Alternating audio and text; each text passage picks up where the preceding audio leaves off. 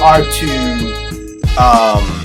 wrestle and contend with Hollywood's presentation of spirits and life beyond our physical bodies, and kind of push back against that, we kind of can get to a place where we can, in a more grounded way, think about spirits and think about ancestors. Y'all know I talk a lot about ancestors. You see over my shoulder here some of the ancestors that I have on the ancestor altar here in my office. Y'all know I believe in pouring libation or water into a plant and calling my ancestors names, all of that. What if I told you that the Bible sets the table very well for us engaging the world of spirits and angels? And so I'm really excited to really anchor and ground myself in a scriptural understanding of the world of the spirit, and beyond even biblical scripture, looking at the text and the canon of our lived experience, looking at other sacred texts and canons beyond the Bible as well, so that I can get as much of an understanding about the spiritual world as possible. But what if I told you, that not only are we not alone, what if I told you that God is not alone? Good Lord have mercy. I only got a minute, y'all. So I gotta do this quick here. There we go. Angels in the Bible. Can we just talk super quickly about this? Y'all know yesterday I talked about God not being alone. God is not alone.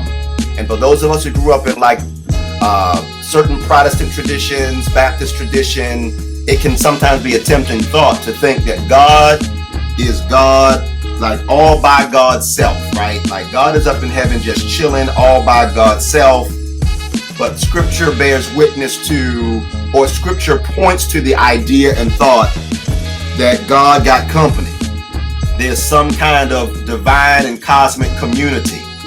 And so we got some work to do to understand that there's a cosmic celestial community of which God is part and center.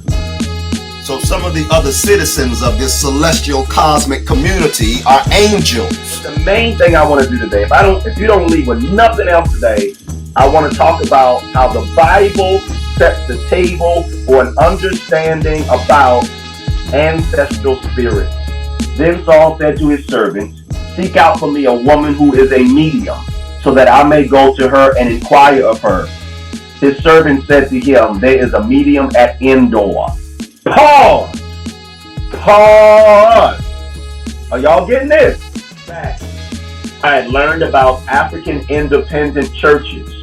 These were churches that broke away from the Methodists, the Presbyterians, the Catholics, whoever, and they established their own understanding of the way of Jesus that did not ostracize their African traditional beliefs, cultures, and rituals. Well, I connected recently with a wonderful group here called the Chesapeake Hoodoo Society, and they have really helped to, again, in the spirit of decolonizing and reclaiming African ways and African traditions, particularly in the Black experience, of course.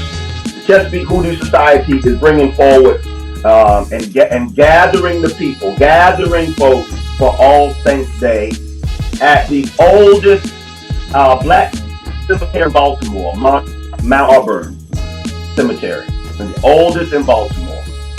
And we'll be gathering to remember our ancestors, gathering to celebrate their lives, gathering to honor their continued presence and power in our lives